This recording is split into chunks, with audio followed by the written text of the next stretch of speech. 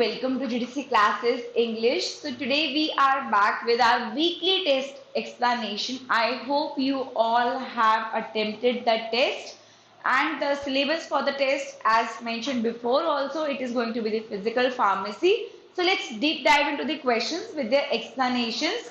Also, the tests are actually designed in a way that questions are framed as most important, moderate and easy level questions also, because we also want you all to explore some topics. We try to add few topics which are little we can say interesting or relevant to the topic but maybe not even taught in the class, right? So we have to leave that one loose end sometimes so that even you go out and search for it and try to note down what else is, like, apart from your general syllabus, what else should you know, right? So please, if you get any one or maybe two questions like that, don't hesitate. The patterns are set like that only, right? We have like few difficult level questions, then few moderate and then few easy and one two that are relevant, but it is quite a possibility that you might not have been prepared for that.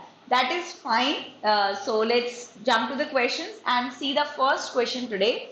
So first question says optical microscopy used for the particle size measurement in the size range of, if you remember, in the size measurement we have seen optical microscopy, we have seen our sedimentation method, we have seen sieving method, we have seen Coulter counter method, right? So speaking of all those, they have asked you direct the size range, right? So the size range that is measured is around, I hope this question you have got it right because it was an easy one, 0.2 to 100 micrometer, right? Because it is a technique which is optical microscopy, particles usually in the micrometer ranges are counted, but few disadvantages do lie here, for including if the particles are present in the form of agglomerate or they get wet powders, or even if the particles start to have stick together, that may lead to the misinterpretation of the particle size and number, right? So and the method, obviously because we use a general optical microscope, it is difficult to measure all the particles. So the method can be little slower also, and depth of estimation of depth is also not made. Okay, so these are few disadvantages you can also note down. Next, second question. Question says, which of the following statement regarding the optical microscopy particle measurement is true? So, only undiluted suspensions can be used. Only dry powders can be measured. Emulsions or suspensions, even diluted, undiluted, both can be measured. Only nanoparticles are measured. See, at least a last option which says nanoparticles can be counted. From the point of optical microscopy, you cannot measure the diameter for the nanoparticles because they are like 100, less than 100 nanometer, which doesn't fall into the range of our optical microscopy. Secondly, it is not safe to say that only undiluted samples or only dry powders are counted. Both diluted and undiluted samples can be used for optical microscopy, right? So option C here is correct. Okay. Next question. So question says term micromeritics was given by. This was an easy question. It's just a direct name based question. You have to just write down, tick the right name. So it is given by option number A, 𝘂𝙎𝙎𝙎𝙎, right? So this is a scientist who coined the term micromeritics, and I hope you all are familiar with what it means. Okay. Next. State the correct statement right here. Projected area diameter. Projected area diameter is the diameter of the circle having same area as of the particle observed on the surface. We all know the particle that we are measuring is mostly the asymmetric particle. So in order to better characterize the particle, we have to consider it in the shape of approximate sphere. So that approximate spherical shape that is counted, so we get a relative size, not the actual size. Okay, so it is considered that projected area diameter, one is the ferret's diameter, third one is the Martin's diameter. So that's how you get the get sure of the size range. So projected area diameter, basically same area as of the particle observed. This is the correct statement. Okay, so statement P is correct. So in this case, statement P is incorrect, that one may be wrong. Okay. Next, Microscopic method is used for the evaluation based on the projected diameter. This statement is also correct. We have seen Ferret-Martin and the optical microscopy method. In this projected diameter is also used, right? So P and Q both are correct. So we get our option A as correct. I hope it is fine to you. Let's see why the other ones are incorrect. Okay. Ferret's diameter is line bisecting in the fixed direction. Martin's diameter is the distance between two tangents. See, if you remember two simple things I have told you, FT, MB. You remember this, you are sorted. FT, MB, FT, MB. Suppose this was the asymmetric particle. You considered it in the shape of approximate sphere.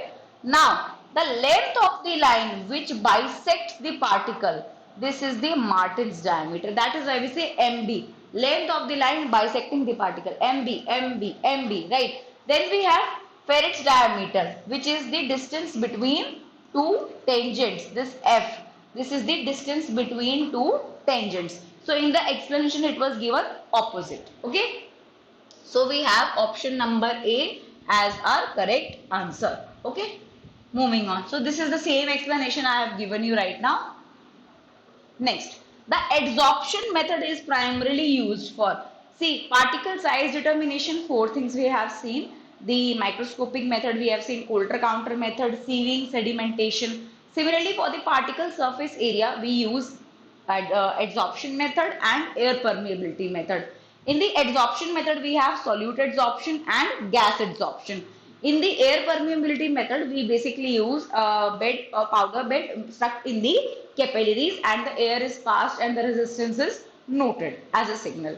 So in the adsorption method, we generally use the QuantaSorb, and in the air permeability method, we use Fisher, Subsea, Sizer as instruments. I hope you all know that. So here the adsorption method, the question was simple. They're asking, obviously, just I have told you, it mentions the specific surface area of the powder, right? For density measurement, we have different apparatus, right? For the crystalline or amorphous, we can do the X-ray, right? The crystallography, we all know that we can find out based on the nature of the particle can be your amorphous or the crystalline, right? Then we use the molecular weight of adsorption that can be actually calculated using the density, or we have softwares we can get the size, number, weight and density from the same sample. Okay. So simple, let's keep it simple. Adsorption method for the particle surface area.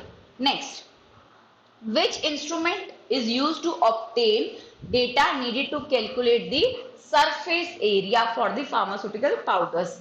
Just now I have told you particle surface area can be calculated by two methods. Number one is the adsorption method. Second one is the air permeability method. In the adsorption method we use Fisher, your QuantaSorb. In the air permeability method we use Fisher, Subsea, Sizer. Okay, so I hope the question is clear now, right? So we have our correct answer, option number A. Okay, moving on. Next, powder with angle of repose between 25 to 30. I have told you in the class as well that powders, as you increase the angle of repose, the flow will turn out to be more poor. So in this case, it's just start with 25. So 25 to 30 will offer the excellent flow. From 30 to 35, it will offer the good flow. Then 35 to 40, it will offer the poor flow. Greater than 40, it will offer the extremely poor. Okay. So here we have option B as correct. Next, sedimentation method for particle size. So you have to remember optical microscopy size, you have to remember sieving, sedimentation and Coulter-Counter also. So sedimentation method usually measures the size of particle between the your 1 to 200 micrometer. For this sieving it will be 1 to 1500 micrometer. Okay. Option B is correct. It's a direct question. In the microscopy it is 0.2 to 100. In the sieving it is 50 to 1500. In the sedimentation it is 1 to 200 micrometer, right? In the conductivity it is 0.5 to 500 micrometer. Next, Hausner ratio close to 1 indicates. So if you remember powder, your evaluation when we were studying, right? We have seen for the flow properties three methods: Carr's index, Hausner ratio, and angle of repose. So Hausner ratio is calculated as tap density upon bulk density, right? So just the range starts from 1 only, right? 1 to 1.1, that is the excellent flow. Okay, 1.12 to 1.16, that offers the good flow, and so on. So they are asking about 1, so we have the excellent flow. The question was very direct and simple. Okay, so this is the table: 1 to 1.1 excellent, 1.12 to 1.18 good, 1.19 to 1.25 fair, 1.26 to 1.34 passable, 1.34 to 1.45 poor, and then very poor and very poor. Okay. Next, Carr's index. Just I have told you the flow properties can be estimated by Carr's index, Hausner ratio, angle of repose. Hausner ratio we have seen, angle of repose we have seen. Carr's index will be tap minus bulk upon tap into 100, right? So now you find out tap minus bulk upon tap into 100. So we get the option B as our correct answer for the Carr's index. Okay. Next, in the capillary rise method, the surface tension is given by. Now you all have the options right in front of you all. You just need to tick the exact formula, right? So in the class as well, if you know, I have told you F is equals to 2 pi r cos theta. If you remember, I have told you F is equals to 2 pi r cos theta. So they have just substituted that, right? So in this case, we get the correct answer. It was a direct one. It will be gamma is equals to RH rho into G upon 2 cos theta, right? So the correct answer will be option number A. If by any chance you get this question in exam and they write cos theta along with 2, that is also fine. Okay. So please note down both. I'll suggest note down both. Okay. Yes. Next, which of the following solvent has highest surface tension? Repeatedly I have told you that one table of surface tension, interfacial tension. Everybody knows for water it is 72 degree, 72 dyne per centimeter, right? This is the surface tension. Now after the water we have the glycerol, which is around 63.4, right? So they are asking about that only, which of the following has the highest. So glycerol definitely after the water has the highest surface tension. See, for water it is 72, for glycerin it is around 63.4. Now here you can spot, we have to figure out a way to remember other as well, right? I'll just tell you, if you still are confused, for water it is around 72, for glycerin it is fine, 63.4. Now let's club the ones which are almost similar. You can club these: BCC, benzene, chloroform, and carbon tetrachloride. Chloroform is CHCl3, carbon tetrachloride is CCl4. So these can be definitely clubbed. Then we have benzene. So these are around similar, right? Second, we have our oleic acid, right? You can spot the oleic acid is around 32.5. Before that, we have liquid petrolatum around 33.1. And then we have these castor oil, cod liver oil, and cottonseed oil. These COC, these are also around 32 to 35 in range, right? Next, for the interfacial tension, you can spot we have the highest for mercury around 375. This question was asked about the interfacial tension, oleic acid. So we have around 15.6. We have 32.5 for the surface tension. Okay. Next question. Cetyl trimethyl ammonium bromide is an example of which type of surfactant? Okay. Cetyl trimethyl ammonium bromide. Fine. So if you remember the trick, I have already told you that all the cationic surfactants have ems and nems in their name. All the cationic surfactant. For example, cetyl trimethyl ammonium bromide, pyridinium, right? So ems and nems, these are a part of the cationic surfactant. For the non-ionic surfactant, we have spans and tweens. Spans were the hydrophobic, tweens were the hydrophilic. For the anionic surfactant, we have 8 alkali soaps in which we have benzyl sulfonate, benzyl sulfates, right? So 8TE is consistent there. So this is the example of the cationic surfactant. All right. Next question. The spreading coefficient of oleic acid on water occurs when? So spreading occurs actually when, for example, they are asking about the drop of, here we have water and we have oleic acid, right? This is the drop of oleic acid and water. So if you remember, surface tension is an indicator of the cohesive forces. So this surface tension is actually maintaining up this drop here, otherwise it would spread, right? But here we have to see that this surface tension actually is an indicator of the cohesive forces. That means both the molecules are similar, like nature. Interfacial tension, on the other hand, is for the adhesive forces in which both molecules are different in nature. So in this case, we have interface. That means adhesive molecules both are different. Okay. Now let's see. Cohesive forces between the molecules are greater than the adhesive forces between the molecules. Okay. Adhesive forces between the molecules are different. So these are actually the correct point of view. The adhesive forces are keeping up these together, right, or not the cohesive forces because of the different nature of the oleic acid and the water. Okay. Next. So you can read it here also. The spreading coefficient when a substance such as oleic acid is placed on the surface of what? Water, then it will only spread if the force of adhesion is more. Why? Because in the between the water and the oleic acid, the adhesive forces are dominating, not the cohesive ones. Okay. Okay. For fatty acid at an air-water interface, the lipophilic chain is immersed into water, directed upward into the air, dissolved in the aqueous phase, or adsorbed in the oil phase. So basically the fatty acid and the air-water interface. We all know the surfactants are like this. We have the hydrophilic or polar head part.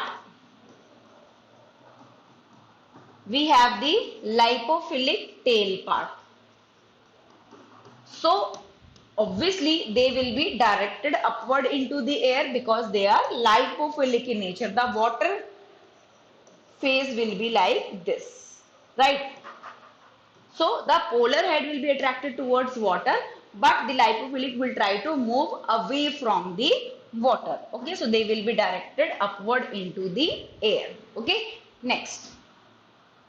Yes, you can see here also. You can see in this image also, right? You can see we have oil, water phase, we have air here. You can see the polar heads are towards the water and the lipophilic chains are directed upwards in the air. Similarly, in this case, we have water down and the oil as the upward layer. The polar heads are towards the water and the tails are towards the oil. Okay, next. Which of the following statements are true about the surface active agents at interfaces? Right. So we all know the polar group is repelled by water molecules.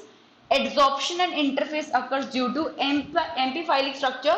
A completely hydrophilic molecule accumulates at the oil-water interface. Excessive lipophilicity has no effect on the interfacial concentration. So they are asking that following statements are true regarding the surface active agents. So adsorption at the interface occurs due to their amphiphilic structure. Why the amphiphilic structure? Because they contain both the groups, the hydrophilic ones as well as the lipophilic ones, both, right? Okay. Not the completely hydrophilic, not they are completely lipophilic. So that is why we have that HLV scale for surfactants. Which of the following has the lowest HLB value required for water in oil emulsion?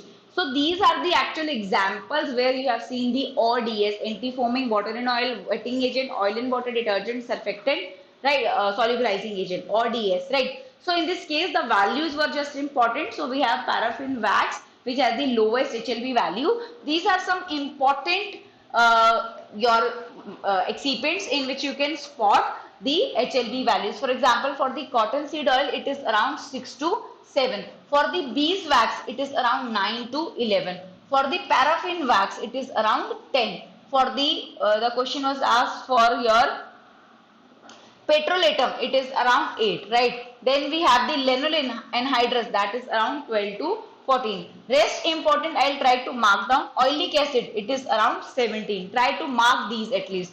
Carnauba wax, it is same as of lanolin. Okay. Then you can write for the others are not required. The ones that I have marked are at least important. Okay. Next question.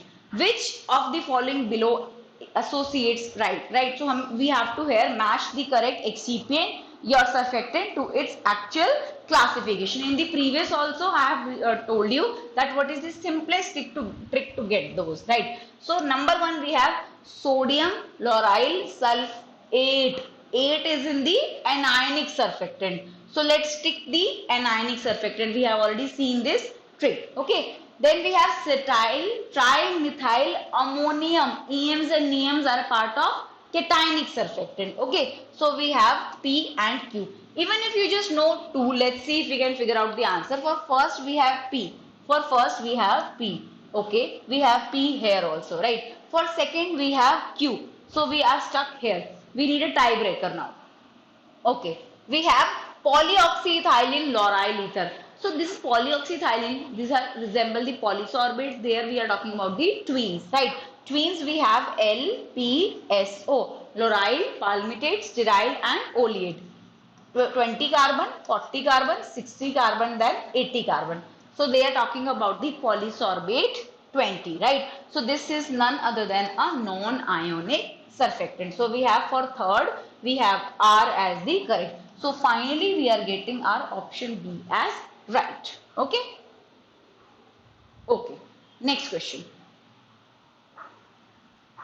Which of the following statements about the adsorption isotherm is correct? So for the adsorption isotherm, you must have heard about the Langmuir adsorption isotherm, Freundlich adsorption isotherm, the BET equation. So these isotherms actually rely on simple phenomena. They differentiate between the monolayer adsorption and the multilayer adsorption phenomena. For example, if a molecule is adsorbing over the surface of the adsorbent, first they say that a monolayer is formed. Generally they say that a monolayer is formed. This monolayer, in this the solvent, the particles that are being adsorbed, they are independent of each other. Secondly, a homogeneous layer is formed, right? There is no interaction between the particles among each other, right? But first they say in here the monolayer is formed, right? But similarly we have to remember in the BET equation we see in that isotherm that multi-layer adsorption starts, right? The multi-layer phenomena starts, especially seen in the type 2 isotherm. But in the case of the Langmuir adsorption isotherm, we say monolayer is formed. So this statement got incorrect, but option B here is the correct answer, right? In the type 4 also the multi-layer formation is there, right? Because of the porous material that is used. Okay. So we got the correct answer as option number B. Next. We have seen in the BET equation we generally consider the multi-layer adsorption.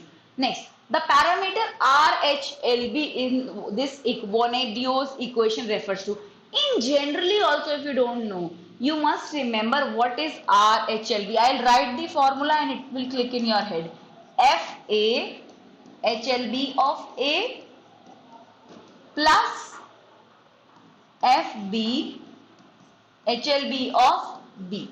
So we have two surfactants in a mixture of surfactant. If you want to calculate the required HLB value, required hydrophilic lipophilic balance value, what you can do, you can take their values and multiply it by the fraction that it is present in. So we have required hydrophilic lipophilic balance. Okay, direct it was asked. So we have option A as our correct answer, right?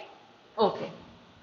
Next, match the following. We have some emulsifiers here and we have their values written down here. Okay, so we have sorbitan tricerate. So sorbitan tricerate is around 2.1. So we have for S we have 1. We got two options there. Okay. We have sorbitan monolaureate. What it is? Sorbitan span laureate 20. We have span 20, right? So for span 20, we must remember here the correct option will be your 8.6. Okay, by the surfactant, your HLV scale, if you remember, we have anti-foaming agent, we have water and oil emulsifier, we have wetting agent, then we have oil and water emulsifiers, right? So here the option D will be correct. Direct HLV values you must remember for some of these important surfactants, right? So for oleic acid it is 1. For the polyoxyethylene sorbitan beeswax derivatives it is around 2. For the sorbitan triacylate it is around 2.1, which was asked right here, right? So these are some of the important ones. You must note them down. Okay. Next. What is the surface tension of castor oil? Just before this, I have already told you this table for surface tension and interfacial tension. That for water it is around 72. For the glycerin it is around 63.4. Right. For the BCC it is around 30 to 35. Right. For the chloroform we have seen. For the benzene we have seen. For the carbon tetrachloride we have seen. Okay. So they are asking about the castor oil, right? So for the castor oil, olive oil, for the cottonseed oil, COC, right? We have seen around 35 to 39. Okay. Moving on. The layer of tightly bound solvent molecules and counter-ions adjacent to the charged surface is called as diffuse layer, stern layer, micellar layer, or hydration cell. So let's see if you remember this simple theory in which I have told you, suppose this is the layer of the particle having some charge. Okay, so what happens? The particle has a surface charge of anionic in nature, right? So in whatever solvent it is dispersed, suppose the positive charge from here, we have some negative here also. So this positive charge starts to accumulate. This should be reversed, but it is okay, right? So in this case what happened? The positive charge from this medium started to, because to counterbalance this layer, it started to accumulate at the surface. This forms a fixed layer.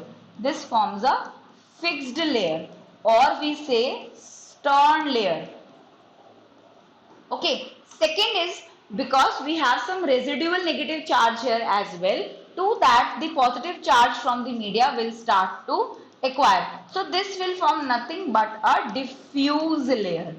So now read the question again. They are asking that if the layer of tightly bound solid molecule and the counter-ions adjacent to the surface charge, it will form none other than our stern layer or fixed layer. Okay. So option B here is correct. Okay. Next question. It forms the electrical double layer. Which statement is true about the role of the surfactant in alveoli? If you remember one simple phenomena whereby the definition of calfactant was shared to you all, the calfactants are actually increasing the surface area inside the alveoli so that the respiration of the premature infant begins. Sometimes we have to administer the surfactant from outside because the premature infant is not able to breathe on its own. That is calfactant, which is obtained from the calf lungs. In that also we have seen that generally these surfactants will reduce the surface tension inside the alveoli, but in exposing the surface so that they can breathe even better, right? So option B here it is correct. Okay. Next, the ring used in the 𝙂𝙂𝙎 tensiometer method. So for the surface tension and interfacial tension measurement, we have seen 𝙂𝙂𝙎 ring detachment method. We have seen Wilmey dropped ring and CD in tension, in which the Wilmey plate method was there, right? That plate was made of the platinum iridium. Similarly, in the ring detachment method, the ring is made up of the platinum iridium. Okay. Next question. Simple direct question was asked here. Infasurf is obtained from. So those who know, the Infasurf is actually a calfactant. We have just seen that is obtained from none other than the calf lungs. I have just explained to you all. Okay. Next question.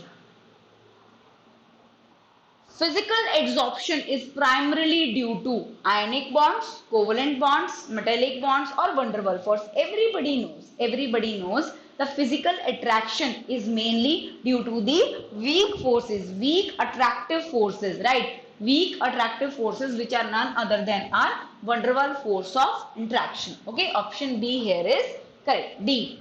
Porosity of a powder is defined as. So porosity, the simple formula, we say the bulk volume minus true volume, that is the void volume, right? So void volume upon bulk volume of the powder, that is known as the porosity. Void volume is nothing but the bulk volume minus the true volume. So both the ways they can ask you. So here we have option B as correct. Direct formula based question was there.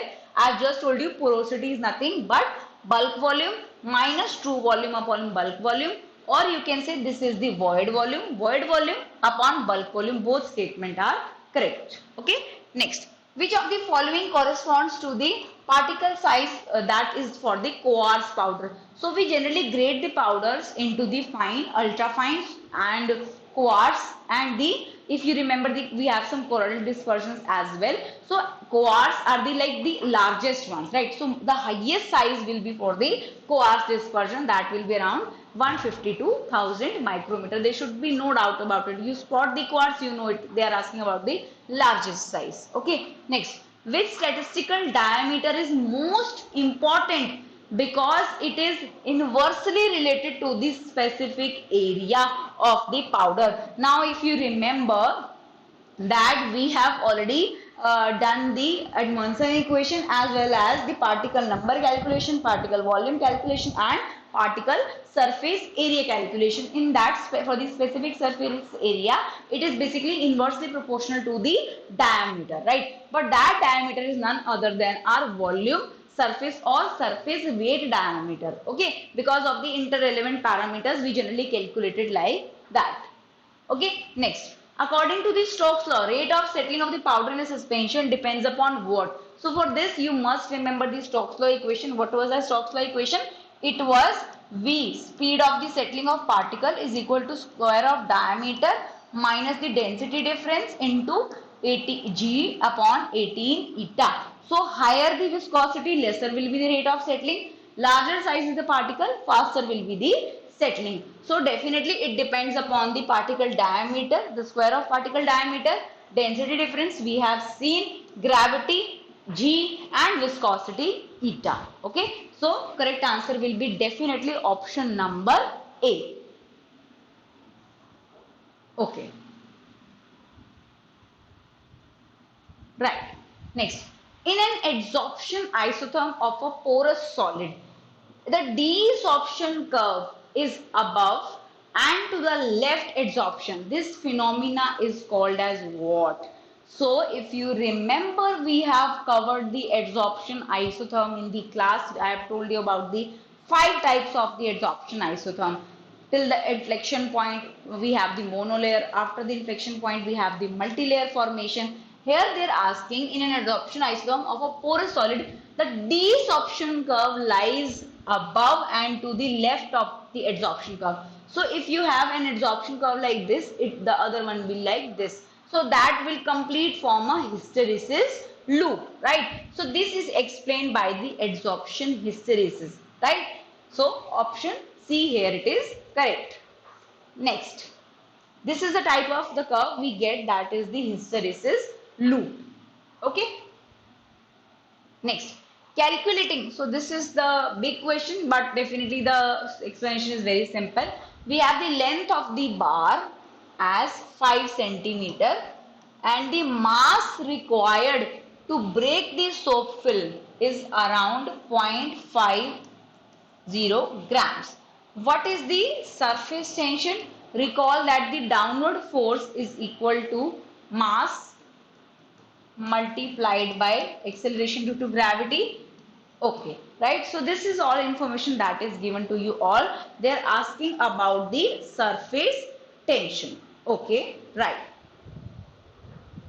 Right. So first and foremost, the simple formula for calculating the surface tension is F upon 2L, because surface tension is nothing but force per unit length. Okay. So the force here, it will be calculated by M into G, which is stated here, right? It will be the mass multiplied by the acceleration due to gravity. Okay. So mass is 0 and upon we have 2L. So you can put the mass as 0.50 into acceleration due to gravity, which is mentioned here, that is 981, right? This is wrongly mentioned here, 981. Okay, so they have asked you 981, so you put the value here.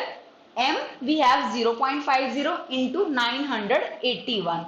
M we have 0.50 and gravity 981 because it is in the centimeter per second. 2 into length.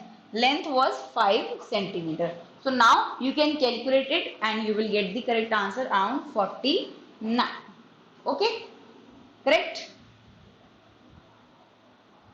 Yes. I think they have by mistake added the explanation here. Okay. Next question. In the 𝘂𝙎𝙎𝙎𝙎 equation, the constant K, which is around 5, accounts for what? 𝘂𝙎𝙎𝙎𝙎 equation is studied where? 𝘂𝙎𝙎𝙎𝙎 equation is studied in the air permeability method, which is an for the particle surface area measurement and an extension of the Poiseuille equation. Okay, so they are asking about the rate constant. So that rate constant is nothing, because we are talking about the air permeability method. It will be irregular capillaries and the sigma will be the porosity, because it is dependent upon the particle porosity, right? How much air it will be allowed to pass or it will restrict. So this is a simple equation for the 𝘂𝙎𝙎𝙎𝙎 equation. We have A upon eta specific surface area into delta P into T upon K into L into your porosity, right? So they are asking about this K, which is a constant that takes in account the irregular capillaries, and this sigma, this will be the porosity. Okay. Next, the granular density is 1.45. The question is very simple. Let's note down. The granular density is around 1.45 and the true density is around 2.033. What is the intraparticular porosity? So for calculating the intraparticular porosity, the formula is simple. You get the granular density upon the true density, right? And you will multiply it by 100 to get it into the percentage. Okay, so just put the values right here, and I hope you got the right answer by putting the values and multiplying by 100 as 28.6. Okay, next question. Yes, we have done the same thing. Which of the following powder shows the highest difference between bulk density and the true density? Now this is a memory based question. This question has no concept, and from my own experience, such types of questions are generally not asked because we really don't know what is exactly, how does the powder of a particular drug looks like, what is the nature, how are the flow properties. So this is just an additional question, very much we can say like into level of 1 to 10. If you ask me, it is around 1 only if being important, otherwise it is not at all considerable. Such questions are least asked, but definitely we have option B is correct. I think so most of you might have skipped this question as well. So for bulk density, you can right now note it down. We have bismuth subcarbonate heavy, so we have highest density. Bismuth carbonate live, we have the lightest density of 0.22. Okay, so just try to remember this. When the zeta potential is reduced below a certain critical value, particles remain dispersed, particles starts flocculating, systems become stable, and electrostatic repulsion increases. If you remember, zeta potential is the difference between the potential that was applied across the Stern layer and the diffuse layer. So if for a particle to remain stable, the zeta potential value generally is in the negative side, right? So if by chance it is reduced below 0, so as for the system to become stable, the zeta potential value is mostly in negative side. You cannot increase the value beyond a particular negative also, that is also a problem. But decreasing the value will lead to more the particles that will start to aggregate, right? So the flocculation might start. In that case, the flocculation might start and the particle definitely will lose the stability. So we say particles will start to flocculate. Okay. Okay. Next question. This is also an question based on the calculation part. So basically, I'll just be on little side so you all can read also. So the question says, just a second. Yeah. So the question says consideration of monolayers of insoluble amphiphilic compounds with a polymerizable group serves to investigate the polymerization of gas-water interface. The pi-A isotherm resulting from film balance experiment with n-hexadecyl monolayers in the temperature range shows two breaks corresponding to the phase transition. Compute the delta H enthalpy. Till now there is nothing that is required in the calculation. Compute the delta H, that means the enthalpy is required. I'll write here whatever the question says. Right, from a state L2 to the expanded state L1. So for the areas of L1 we have 0.357 and for the L2 we have 0.265. Please see the areas are in nanometer per square. We must have to convert it, right? The change of the surface pressure with temperature, that is delta pi upon delta dt, that is around 0.91. Okay. Then the temperature of the transition is 24.2 degrees Celsius. So we have given these values. We just need to find the appropriate formula. So the formula will be around delta H is equals to T, difference between the areas, right?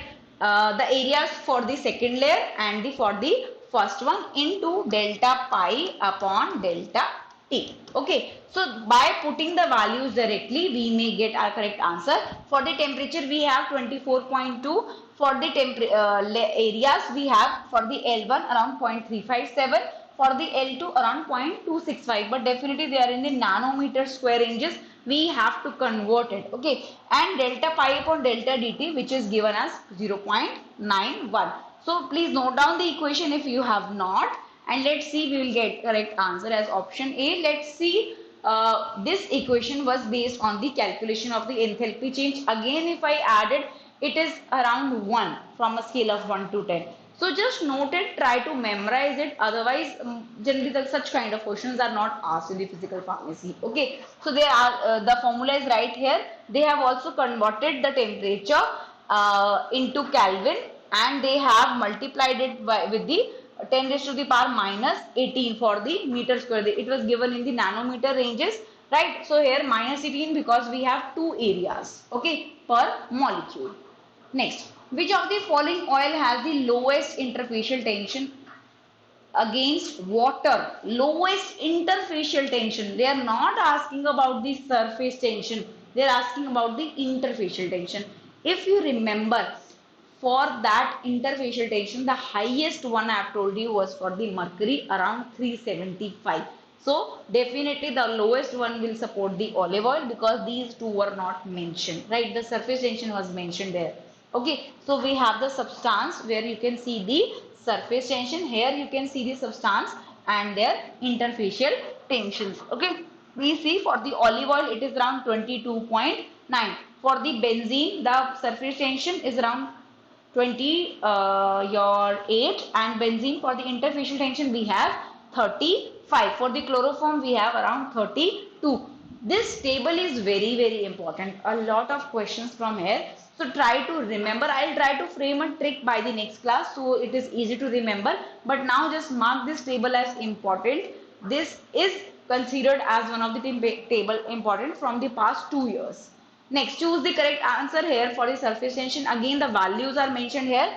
So we know for the maximum value we have water around 72 something. Then we have for the glycerin around 63. So I think the clear answer we get if we even remember, the mostly question is asked on the water, glycerin and oleic acid. Okay. Next, same table the question was asked. Drave's test is associated with the efficiency of what? So basically for the efficiency of wetting agents, we have multiple tests. We have contact angle method, we have one empirical method, we have one Drave's test, right? So we have three methods on which rotationally the questions are asked. So Drave's test is associated with the wetting agent. Okay. We have trough test also, one more. Next, A sample of powder zinc oxide density is given, is allowed to settle under the acceleration of gravity. Okay, here I think it is a Stokes law question, right? Okay, simplest ways to just write the question values here. Density is around 5.60. Allowed to settle under the gravity, G is 981 because it is in centimeter per second square. Okay. At temperature, the rate of settling, that means the value of V is 7.30 into 10. And the density of the medium, D2, is around 1.01, and the viscosity is 0.01 centipoise, right? Or it is given in the gram per centimeter into second also, so that you don't even need to convert. So calculating the Stokes diameter, we all know V is equals to d square rho s minus rho naught G upon 18 eta. Okay, simply you have to put the values and calculate the diameter. So it will be under root V into 18 into eta upon rho s minus rho naught into G. So you will get your answer using this simple formula. I have written down all the values. I have written down the formulas.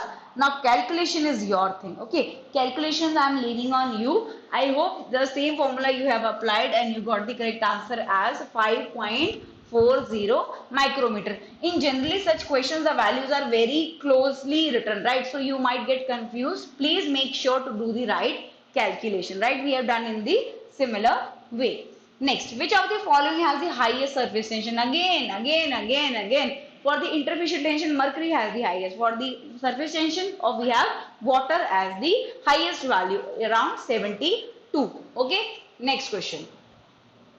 Next, bulk density of sulfathiazole is. So this is again a very direct question. That one table I have showed you, you have to remember few values. This is not very much important, but please, now the questions, you never know, the exam pattern can change at any moment. Okay, so bulk density of sulfathiazole is around 0.33 gram per centimeter cube, right? So these are the same again we are back with the values. These two tables, take notes of these two tables, the surface tension, interfacial tension one and the bulk density one. Okay, next, generally such types of questions are not present in the exam, but definitely we cannot guarantee that. Okay, particle size in the range of 0.01 to 100 micrometer can be measured by. We have seen today only all the ranges that need to be covered. For the saving, it is around 50 to 1500. Then we have for the optical microscopy till 100 micrometers, right? So we have seen those.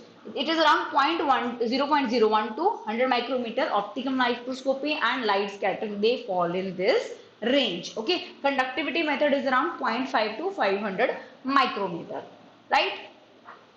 Okay, next, which method involves the use of selegmometer? What is selegmometer? If you have seen in the surface tension, Wilmer drop CD and weight, CD and ring in tension, right? So CD, it was for the drop number method. In the selegmometer, we generally determine the surface tension. Suppose you take one reference liquid and one you take the liquid under the question.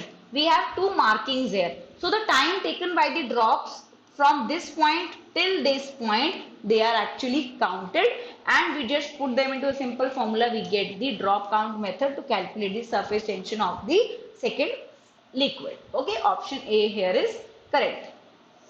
Next, for a reasoning session, from a pharmaceutical powder, the true density is greater than the granular density. Second, mercury displacement method is used for granular density and allows the penetration of liquid into the internal pores. This is correct. Both of the statements are correct. The true density of the powder is more than the granular density, and definitely here the mercury displacement method is used, in which the mercury actually, here it is says false. Let's check what is the problem. Mercury displacement method is used for the measurement of the granular density. Okay, I think I might be wrong here. For the true density, we have gas displacement, liquid displacement method. For the granular density, we have mercury displacement method also. I need to check the question again. The statement R is true. The statement R here is true. Okay. That's fine, but here you must note the correct explanation. For the true density, we have gas, helium, and the third one was the helium pycnometer gas and the liquid displacement method. For the granular, we have mercury displacement method. For the bulk density, we have bulk density apparatus. Okay. Next, Wilmy plate method is used to measure. Just I have told you Wilmy drop, CD and ring tension. It is for both surface tension and interfacial tension both. Capillarized method is specifically for surface tension. Selegnometer is also specifically for the surface tension. So we have Wilmy plate method for both surface and interfacial tension. Okay. Next question. It is possible to convert the number distributions to weight distribution by minimum calculation. Yes, it is possible. Actually, when you are calculating the particle size, we may take in account the surface volume, number, diameter, etc. So, we can convert the weight distribution into number distribution and so on by using the simple Hdeschoat equation, right? By using simple Hdeschoat equation. Edmondson equation is for the average particle size. Ferret's diameter is the distance between two tangents. Reynolds number is for the particle, fluid flow, right? So we are left with our Hdeschoat equation, right? These equations are again important. You can see length number, surface mean diameter, volume number diameter, we have volume surface and weight moment diameter. If you ask me, ma'am, which ones we must remember? So only first two you must remember. These first two are really important. You must at least remember the length number and surface number, weight and number distribution both. Next, near CMC, the micelles of the surfactant molecules assume the shape of. In general, also the micelles are spherical in nature. There should be no doubt about it, right? So near CMC, only the micelles will form. They will assume a spherical shape. Okay.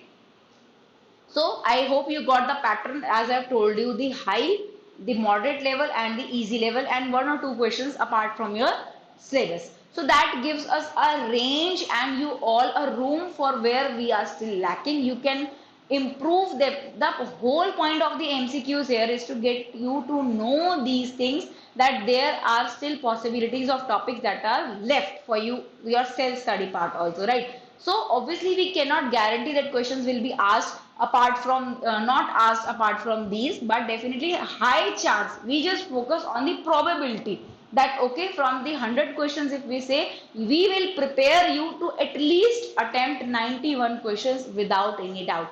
Rest 8, sometimes we don't even believe the examiner, the questions can be framed in any way. Okay, so that's it for your today. Thank you so much. We will meet in the next video.